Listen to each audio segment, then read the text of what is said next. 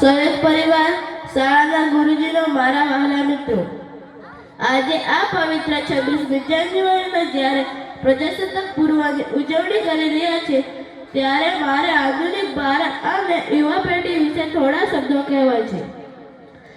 વતનની ધૂળમાં જેની મહેક છે એવા યુવાનોની વાત કરવી છે. વતનની ધૂળમાં જેની મહેક છે એવા યુવાનોની વાત કરવી છે. આધુનિક ભારત ઘડતરમાં જેનો ફાળો છે એની શરૂઆત કરવી છે. આધુનિક ભારત ઘડતરમાં જેનો ફાળો છે એની શરૂઆત કરવી છે. નથી અમે પાછળ કોઈથી, એક દુનિયાને બતાવવું છે. આ 26મી જાન્યુઆરી એક નવું ભારત બનાવવું છે.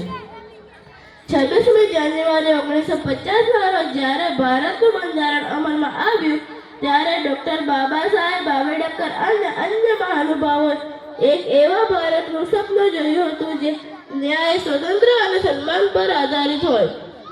આજે દાયકાઓ પછી ભારત આધુનિક ભારત તરીકે ઉભરી રહ્યું છે. આ આધુનિક ભારતના પાયામાં જે સૌથી મોટી શક્તિ રહેલી છે તે જ ભારતની યુવા પેઢી. ભારત વિશ્વનો સૌથી યુવાન દેશ છે અને યુવાનોના દેશનો ભાગ્ય વિધાતા છે.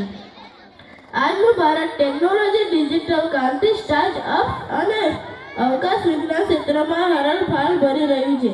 મંગળયાનથી લઈને 5G ટેકનોલોજી સુધી સફળ આધુનિક ભારતની ઓળખ છે.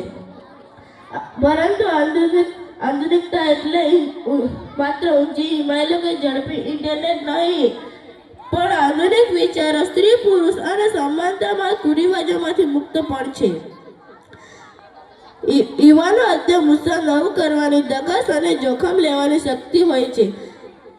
આ આધુનિક ભારતમાં ઘડતરમાં યુવાનોનો ફાળો બહુમૂલ્ય છે.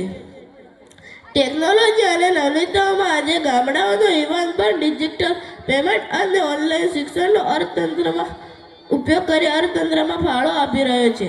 સોશિયલ મીડિયાના માધ્યમથી યુવાનો પર્યાવરણ બચાવવા, રક્તદાન અને શિક્ષણના પ્રસાર માટે અભિયાન ચલાવી રહ્યા છે.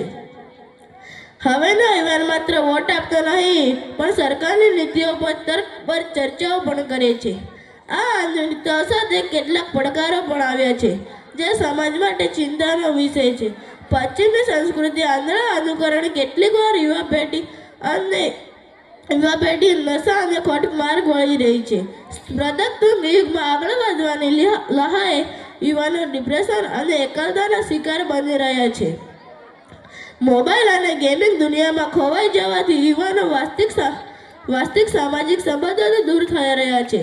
સ્વામી વિવેકાનંદે કહ્યું હતું કે મને 100 નીચેકતા જેવા યુવાનો આપો, હું આખા ભારતને બદલી નાખીશ.